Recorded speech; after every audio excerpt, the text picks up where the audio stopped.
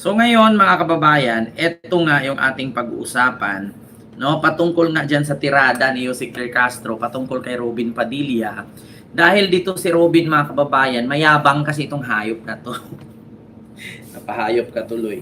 Mayabang kasi mga kababayan.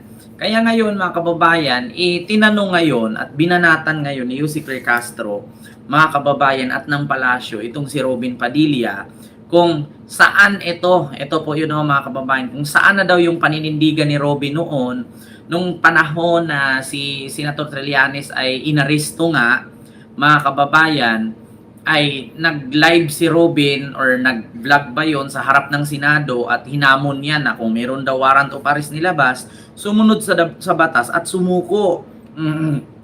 So, ito po yung video na yun ha. Ito mga kababayan na ipaparinig ko sa inyo. Ito po yung video. Ayan po ha. Po kami harap ng Senado ng Bansang Pilipinas. Ayan yan. At dito po sa loob nito ay nagtatago ang isang senador na mismong hindi sumusunod sa batas. Lasing ba si Robin? Aba, pagka lumabas ang warrant at hindi ka sumama sa huhuli sa'yo, eh pambihira ka talaga, di ba? Anong pinaglalaban mo? Alam mo kami mga ordinaryong tao, kapag may kaso, wala kaming magawa. Kapag sinabi ng pulis na kailangan namin sumama sa kanila, sumasama kami. Kahit na alam namin na wala kaming kasalanan, sumasama kami. Kasi yun ang sinasabi ng batas. Doon tayo magpaliwanag. Diba? Alam mo ako, nakasuhan ako ng pagpapatayo ng paaralan. Yan yung isang bagay na hindi ko matanggap. Dahil saan naman nakakita ng kinasuhan dito sa... Robin, kung kinasuhan ka man sa pagpapatayo ng paaralan, karapatan mo yung sagutin. Pero alam namin ang kaso mo, illegal possession of firearms eh. Mundo dahil tayo ka ng paaralan. Nasa akin lahat ang dahilan para hindi ko pansinin yun, magmatigas ako. Pero hindi ako nagtago sa Senado. Hindi ako nagsumbong sa inyo. Ang ginawa ko, kung makasuhan ako, hinarap ko yung kaso ko. Kasi yun ang sinasabi ng batas. Batas? Kailangan sumunod tayo sa batas. Sa batas? Kahit na ano pang sabihin natin, kahit na butas siyang batas na yan, susunod tayo sa batas. Kasi kayo naman nang mahilig dyan magbutas ng batas eh. Ayan naman pala eh. Kayo nga dyan lahat, wala kayong amnesty dyan, no? Malaya kayo. Bahing tuloy yung pusa. Yun naman pala Robin eh. Kailangan naman palang sumunod sa batas. Kaya, na kapag meron daw warrant of arrest, ay kailangan... Nagkakamot yung aso mo? Kailangan daw... Ginastos niyo yung DAP? O meron bang nakasuhan sa inyo? Wala. Ginastos daw ang DAP or tawag ito, pork barrel scam. Meron ba daw nakasuhan? Meron naman Robin. Na which is kaibigan mo ngayon si Jinggoy. At saka si Bong Revilla. Diba? Oo. Yung iba na absuelto katulad ni Joel at ni Marcoleta. Kasi nga ang sabi nila, piniki daw yung pirma nila. Si Enrile nga, kasali si Enrile dun eh. Hindi lang nakulong kasi matanda na eh. Lahat kayo dyan? Meron bang kahit isa na kasuhan dyan sa DAP? Wala. Meron, Robin. Kasi pagpabor sa inyo, okay. Pagpabor sa inyo lahat, andyan, meron kayong anong tawag doon? May tawag kayo dyan eh. Kayo ay may immunity dyan sa loob. At pati itong mga tagasunod nyo sa radyo, imbis na sabihin na sumunod ka muna sa batas, ang gusto, parang gusto pang papuntahin ng mga tao dyan dito, sa Senado at gumawa tayo ng style dilaw uli, people power, hindi na ba kayo nagsawa dyan? Diba Robin? Diba Robin, yung mga pinagsasabi mong yan ngayon, kinakain ninyo? Dapat Robin, pinapanindigan mo yung sinasabi mong yan. Sabi mo, kapag ka nasa Senado, merong immunity. Ngayon, sabi mo, kapag ka may kinasuhan, sabihin agad people power kasi ginigipit. Ya? Sabihin agad, magprotesta. Saan? Pupunta ng EDSA. Which is ngayon, Robin, yan yung ginagawa ng mga DDS. Di ba, Robin? Yung mga binibitawan mong salita noon, yan yung hinanap ni Yussi Claire Castro at ng Palasyo ngayon. Ito. Nakakasawa na po.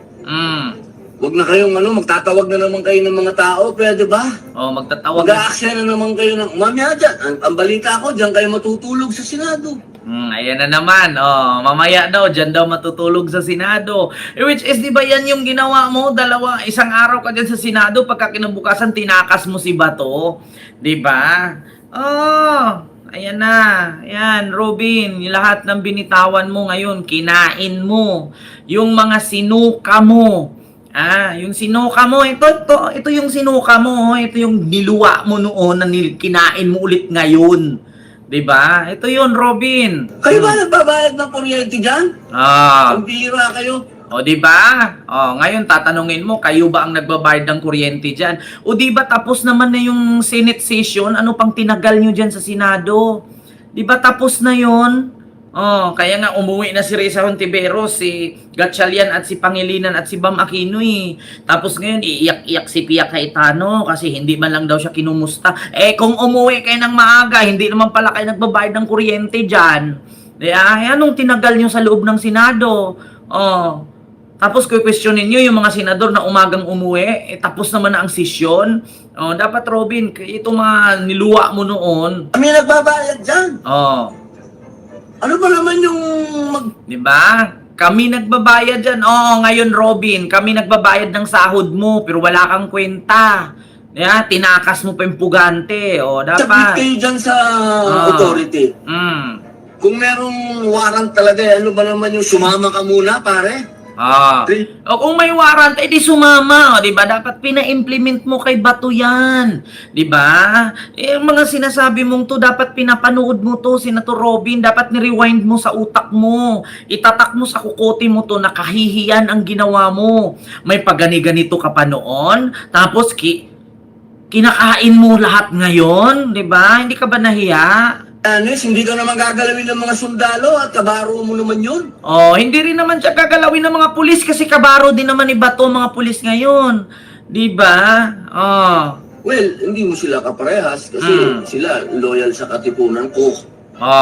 Well, hindi rin naman katulad ni Bato ang mga pulis ngayon na nagpa-implement ng war on drugs or tukhang-tukhang kasi wala naman na yan ngayon. Di ba? Tama lang naman, Robin. Kasi magdiwang kami. Ikaw magdalo ka, wala kang kasama, ikaw lang yun. Ganon din naman eh. Kami mga loyalista at kakamping matalino kami. Kayo mga DDS, mga bobo kayo eh. Di ba? Ganon lang naman yan, Robin. Pare, save the Filipino, the hassle. Robin, protect the Philippines. Huwag mong protektahan yung kapwa mo senador na kriminal. Protect the Philippines. Lagi mong pagkatandaan, Robin. Binuto ka ng Pilipino, hindi ka binuto ni Bato. At ng mga Duterte. Hindi mga Duterte ang nagpapanalo sa iyo, yung mga bumuto sa iyo ang nagpapanalo sa iyo. Protektahan mo yung tao, huwag mong protektahan yung isang pamilya lang. Huwag ka nang gumawa ng huwag ka nang gumawa. Pare, ano na naman yung gusto ko? Grandstanding na naman eh. Yan ang ginawa ko ngayon. Grandstanding ngayon, pare. Sumunod ka sa batas. Yan yung pina-implement mo kay Bato. Kung mali yung batas, edi panalo ka. Di ba? Di ba? Ganun lang naman eh. Kung mali ang paghuli kay Bato, edi panalo siya. Kung tama, di kulong siya sa ICC sa dahig. Magkita sila ng tatay mo doon. Ganun lang naman. Kung tama yung batas, edi, pare, alam, nakita ng taong sumunod ka. Patunayan mo, pare, na ikaw mismo ay... may bayag. Patunayan mo, Robin, na binuto ka ng taong bayan, na bigyan mo, suklian mo ang mga bumoto sa'yo. Hindi yung binuto ka ng tao, tapos magagalit ang mga tao sa'yo. Kasi ang sinukli mo sa kanila... Makasunod ka sa batas, kasi ang pangit eh. Wala, lagi na lang kayo dyan nagtatago sa Senado. Ano ba yan, Senado na yan? Laging nagtatago sa Senado. Di ba yan yung ginawa ninyo ngayon kay Bato? Taguan nyo? Pambihira na kailangan kayong bitbitin palabas. Pambihira. O, hindi naman kayo maano eh. Ano ba naman yun, pare? Harapin natin. Magpakalalaki tayo. Oh, yun Robin, harapin diba, mo. babanatan mo pa si Mayor, bakit nandun sa ibang bansa? Magpakalalaki ka rin, Robin. Gusto ba ni Mayor yun, pare, na nandun siya? Alam mo yung Pangulo natin eh, sa totoo lang eh, yun na yata ang pinaka-busy na Pangulo na nakita ko. Ano? Anong gusto mo? Pag-aksyahan ka ng panahon dito sa Senado, siya pa pumunta dito, bakit gagawin yun? Ako nandito. O, ano ngayon? Wala pa yung warrant eh. Tagal.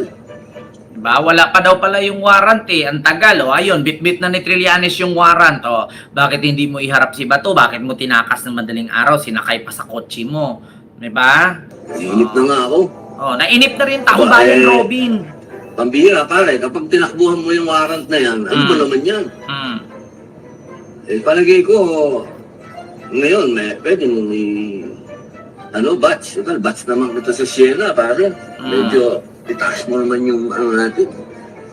Yung ating pagkalalaki dyan ng konti. Kasi, kung talagang malakas ang loob mo na alam mong wala ka namang kasalanan, ba't di ka sumama, pare? Kung gusto mo, samahan kita, tol. Kung natatakot ka makulong, total, sanay din naman ako makulong. O, samahan mo si Bato. Kung gusto mo, sasamahan kita, tol. Bilang magkasama tayo sa, bilang magkasama tayo, magkaklase tayo sa Siena. Sige, pare. Samahan mo si Bato. Para huwag kang matakot. Ako pa magre-request. Sanay ka naman sa kulong eh. Sasamahan kita, tol. Kasi wala kang dapat ikatakot. Kung talagang wala kang kasalanan, at sa palagay mo, inapi ka ng batas, pare, doon mo dalhin sa korte. Merong korte at yung korte ang magdidesisyon kung, yung pare natin, yung ating kumpare, yung nagpapark sa atin. Hayaan mo yung korte ang magdesisyon, pare. Huwag mong gawing malaking issue to. Huwag mong gawing malaking issue, tol. Harapin mo lang. Kasi yun lang naman to eh. Narinig nyo, mga kababayan, yung mga statement ni Robin na yan. Naalala nyo, nahuhulihin si Trillanes. Yan yung mga sinasabi ni Robin.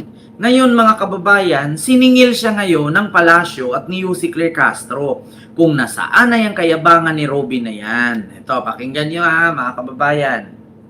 Ito yung banat ni Yussi. Ang mga nakita po rin natin, ang mga namutawi sa bibig ni Senator Robin Padilla at that time na siya pa ay isang ordinaryong citizen. Na kapag sinabi niya na kapag kami nagsisilbing warrant of arrest ay dapat na sumuko. Pero bakit hindi natin nadidinig mismo kay Senator Robin Padilla ang ganong mga salita patungkol sa kanyang kaalyado na si Senator Bato de la Rosa? Mayroon bang ibang pagtingin? Mayroon bang tinititigan? At mayroong tinitignan lamang? Nakita po rin natin ang mga namutawi sa bibig ni Senator Robin Padilla at that time na siya pa ay isang ordinaryong citizen. Na kapag sinabi niya na kapag kami nagsisilbing warrant of arrest ay dapat na sumuko. Pero bakit hindi natin nadidinig mismo kay Senator Robin Padilla ang ganong mga salita patungkol sa kanyang kaalyado na si Senator Bato de la Rosa?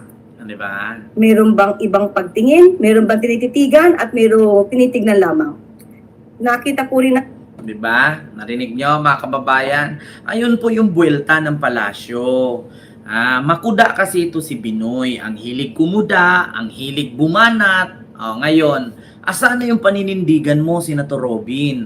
Asa na yung mga binibitawan mong salita noon, nung panahong si Senador Trillanes ay arestuhin? Sabi mo, mahiya naman, lumabas naman, harapin ang warrant, ganyan. Kung natakot, samahan mo pa sa loob. Ngayon, bakit hindi mo yan ipa-implement at isabi kay Bato? At bakit mo tinakas si Bato? Kaya ngayon, sabi ng palasyo, binatikos ngayon ni Yussi Claire Castro at ng palasyo or binanatan si Robin Padilla kung nasaan yung kanyang mga paninindigang salita noong panahong siya pa'y ordinaryong tao, no, hindi pa senador. Kaya nahamon niya kay Trillanes na kapag may warrant, sumuko. Bakit ngayon kay Bato, nung may warrant, tinago, tinakbo, tinakas? Diba? Kaya, ano yan, Senator Robin, alam mo na. Tinanong ka ngayon ng palasyo, asaan na yung paninindigan mo at yung mga binibitawan mong ganong salita? Bakit hindi mo ginagawa? Diba? Mga kababayan, klaro po ba? Mga kababayan, paki-comment dyan. Tama po ba si Yusek Claire Castro? Dapat kasi kapag ganyan, huwag kasi kayo magbitaw ng mga ganyang salita. Kasi darating ang araw, darating ang panahon, lilitaw yan eh. Di ba?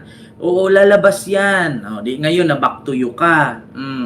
Yung sinuka mo noon, kinakain mo ngayon. Yun po yun.